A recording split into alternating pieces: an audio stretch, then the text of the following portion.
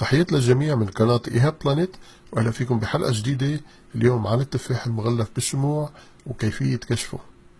قبل ما بلش حابب أعطيكم معلومات سريعة عن التفاح التجاري وليه بيغلفوه بالشمع. التفاح لما يكون بعده على الشجرة بينرش بمبيدات مخلوطة بمادة زيتية حتى ما كل ما شتت الدنيا يضطروا يرشوا مجددا، وبعد قطفه بيرشوه مرة تانية بالمبيدات وبيغمسوه بالشمع حتى تضل عالقة عليه ويطول عمره خلال النقل والعرض بالمحلات لأطول فترة زمنية ممكنة. والمشكلة لما نستهلك التفاح مع قشوره نستهلك المبيدات معه، واللي ممكن تسبب أورام سرطانية وعقم وتشوهات خلقية. عشان هيك كتير مهم تفحص التفاح قبل أكله بقشوره. في عدة طرق سهلة رح استعرض لكم إياها فورا. أول طريقة هي حف السكينة على سطح التفاحة بهالشكل،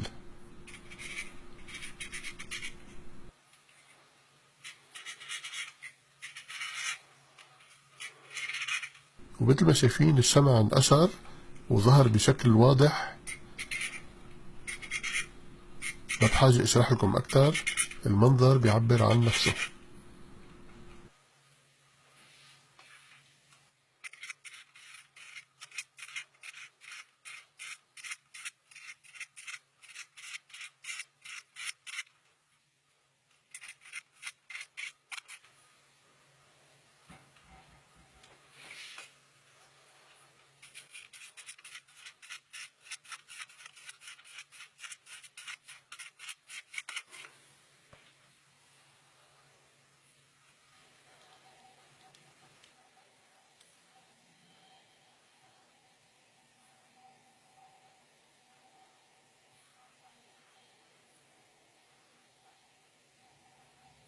تاني طريقة هي فرك التفاحة بمنشفة وتلميعها.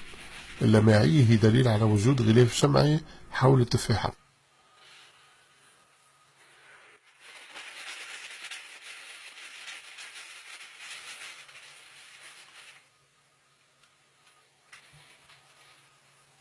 أما الطريقة الثالثة فهي سكب مي ساخنة على التفاحة والانتظار حتى تبرد.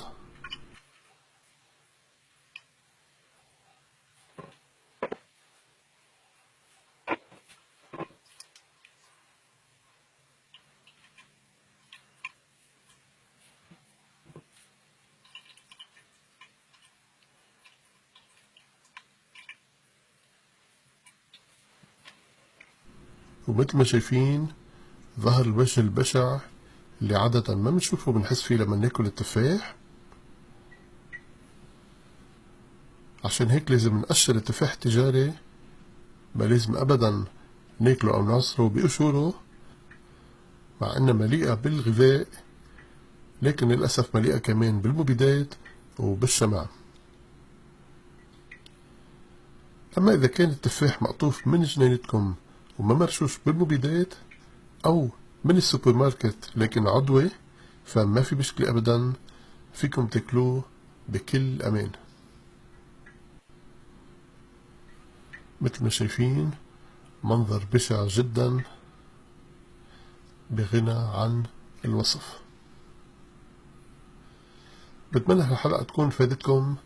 للمزيد من إيهاب بلانيت اضغطوا الرابط أدناه أو فتشوا في اليوتيوب تحت إيهاب بلانيت كلمة وحدة، وما تنسوا الاشتراك والشير. إلى اللقاء.